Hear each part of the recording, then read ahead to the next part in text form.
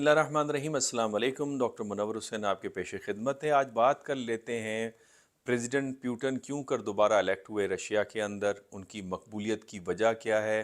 और उससे आने वाले दिनों के अंदर रशिया के अंदर और रशिया की खारजा पॉलिसी में क्या तब्दीलियाँ वाक़या हो सकती हैं। इससे बात करने से पहले मैं बहुत मशकूर हूँ उन दोस्तों का जो मेरे इस चैनल को देखते हैं और स्पेशली वो बच्चे जो सीएसएस में अपीयर होना चाहते हैं, पॉलिटिकल साइंस एंड आईआर के स्टूडेंट्स एंड स्कॉलर्स, और जिन्होंने चैनल को सब्सक्राइब नहीं किया तो सब्सक्राइब भी कर लीजिए, बेल आइकन को ज़रूर प्रेस करें ताकि नई वीडियोस आप तक पहुंच पाएँ। और स्पेशली उन दोस्तों का भी बहुत शुक्रिया जो कमेंट्स करते हैं, आपकी मोहब्बतों का मैं मशकूर हूँ। बात कर लेते हैं प्रेसिडेंट प्यूटन के दोबारा इलेक्ट होने के। पूरी दुनिया की नज़रें रशिया के इलेक्शंस के ऊपर थी, लेकिन जो तासुर वेस्टर्न वर्ल्ड से स्पेशली उनके मीडिया से नज़र आता है कि ये एक रस्मी कार्रवाई थी और सबको पता था कि प्रेसिडेंट प्यूटन ने दोबारा री इलेक्ट होना है और वो अपनी वजूहात बताते हैं। लेकिन जो मैंने एनालिसिस, मेरी अपनी ज़ाती एनालिसिस है, रिसर्च बेस्ड एनालिसिस, जिसमें यूरोपियन जो यूनिवर्सिटीज़ एंड थिंक टैंक्स के जो स्कॉलर्स हैं उनका व्यू पॉइंट भी है, वो मैं आपके सामने रख देता हूँ। पहली जो इम्पोर्टेंट वजह थी वो रशिया की इकनॉमिक कंडीशन, वो काफ़ी बेहतर है। यूक्रेन के साथ वॉर, यूनाइटेड स्टेट्स की तरफ से सैंक्शंस, यूरोपियन यूनियन की तरफ से सैंक्शंस के बावजूद रशियन इकॉनमी बहुत अच्छा परफॉर्म कर रही है और उसमें जो रशियन इकनॉमिक टीम है उसका बड़ा अहम किरदार है, जो कि प्रेसिडेंट प्यूटन ने जिसको सिलेक्ट किया और ये रिस्पॉन्सिबिलिटी दी। उन्होंने अल्टरनेटिव मार्केट को तलाश किया और Russian product specially oil and gas उन्होंने वहाँ पे तरसील उसकी उस तरफ की। तो मैं समझता हूँ कि जो अगर आपकी इकनॉमिक कंडीशन बेहतर रहे तो फिर लोग उसी लीडरशिप को पसंद करते हैं जहाँ पे इन्फ्लेशन का सामना भी न करना पड़े, अनएम्प्लॉयमेंट का सामना भी न करना पड़े। जो इस वक्त इकनॉमिक क्राइसिस सिचुएशन हमें अमेरिका में नज़र आती है, पाकिस्तान में नज़र आती है, हुक्मरानों की इसलिए जो पॉलिटिकल पोजीशन है वो वीक है और अल्टरनेटिव ऑप्शन की तरफ लोग देखते हैं और उसे फेवर करते हैं। पाकिस्तान के पास भी यही ऑप्शन है कि अगर आपने पॉलिटिकल क्राइसिस से निकलना है, मौजूदा जो रिजीम है हमारी, उसी सूरत में हो सकता है कि जिस सूरत के अंदर आपकी इकॉनमी जो है अच्छा परफॉर्म करे और लोगों को माशी तौर पे उनको फैसिलिटेट किया जाए, महंगाई से बचाया जाए, अनएम्प्लॉयमेंट से बचाया जाए और उनको फैसिलिटेट किया जाए। तो पहली वजह जो है वो इकनॉमिक परफॉर्मेंस है, जो कि बहुत अच्छा परफॉर्म कर रही है। दूसरी अहम वजह जो है वो इस वक्त रशिया जो है जंग की हालत में, और जब भी कोई कौम जंग की हालत में होती है तो पूरी कौम उसके पीछे खड़ी होती है। टेडी रोजवेल्ट जो 1901 में अमेरिका के प्रेसिडेंट थे, उन्होंने कहा कि American nation has become the lazy nation, it needs war. लिहाजा वॉर क्यों? कि उससे आप एक्टिव हो जाते हैं और हमेशा आप टफ़ कंडीशंस के अंदर ज़्यादा ऑर्गेनाइज्ड होते हैं और आप ज़्यादा एफिशिएंटली परफॉर्म कर रहे होते हैं और आप में यूनिटी भी होती है। तो यही वजह है कि रशियन कौम के अंदर आपको एक यूनिटी का फैक्टर नज़र आता है और इसकी गवाही विलियम बर्न जो इस वक्त सीआईए के जो चीफ़ हैं, जब वो रशिया के अंदर सफ़ीर थे अमेरिका के, तो उन्होंने एक मेमो भेजा जो लेटर ऑन लीक आउट हुआ, जिसमें उन्होंने अमेरिकन एडमिनिस्ट्रेशन को ये बताया कि रशिया की जितनी भी इलीट है उनके दरमियान में कंसेंसस है कि यूक्रेन को हम नेटो के गोद में नहीं जाने देंगे। तो लिहाजा ये तासुर मगरब की तरफ से कि लोग बड़े तंग हैं प्यूटन से और वहाँ की इलीट बगावत के ऊपर आई हुई है और उनके हाँ कंसेंसस नहीं है और वॉर को जितना लिंगर ऑन किया जाएगा प्यूटन से लोग तंग होकर उसे पावर से निकालेंगे, ये तासुर गलत साबित हुआ और ख़ुद विलियम बर्न का जो मेमो है उसका बहुत बड़ा इस हवाले से एविडेंस है। तो वॉर के अंदर जो नैरेटिव है प्यूटन साहब का वो बाय किया जाता है, यहाँ तक कि सबसे ज़्यादा उनकी मकबूलियत चेचनिया में जो कल तक आज़ादी चाहता था वहाँ पे नज़र आई और सबसे ज़्यादा उनके हक़ में वोट वहीं पे कास्ट हुए। बल्कि वो आर्मी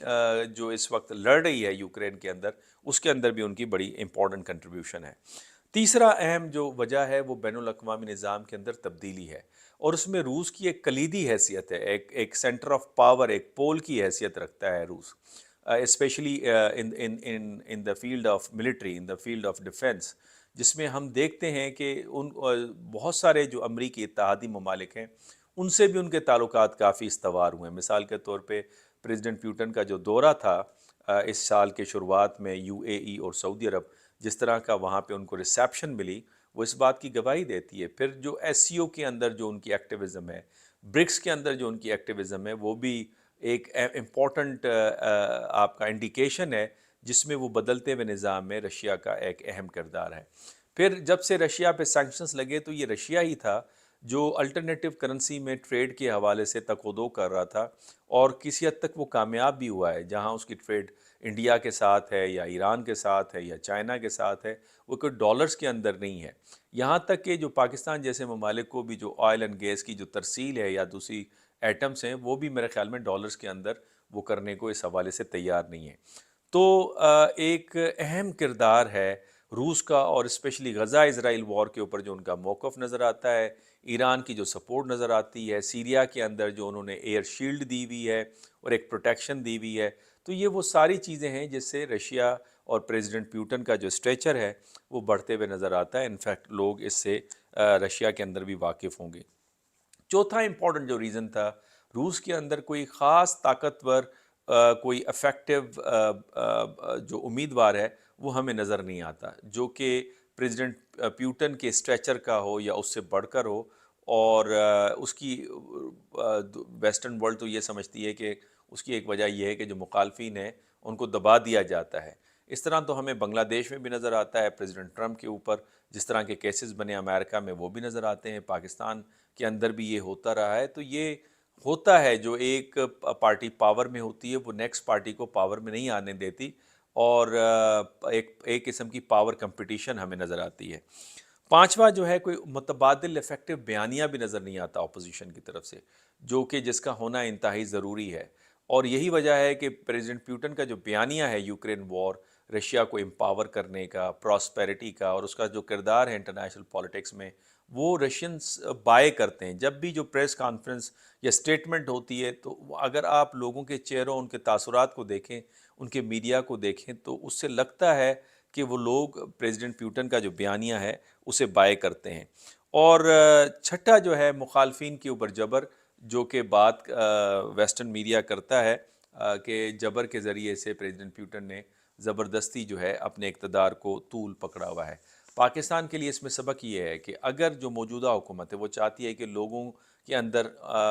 وہ گرپ حاصل کریں اور ان کی پاپولیرٹی بڑھے، تو وہ اسی صورت میں ہو سکتی ہے جب لوگوں کو معاشی طور کے اوپر آپ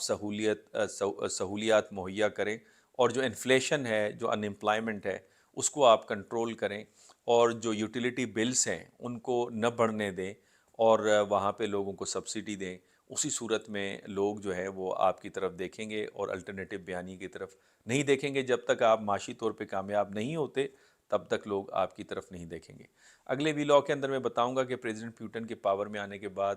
کیا تبدیلیاں وقوع پذیر ہو سکتی ہیں روس کے اندر اور روس کی خارجہ پالیسی میں، اس کو تفصیلاً ہم بیان کریں گے۔ اجازت دیجیے، اللہ حافظ۔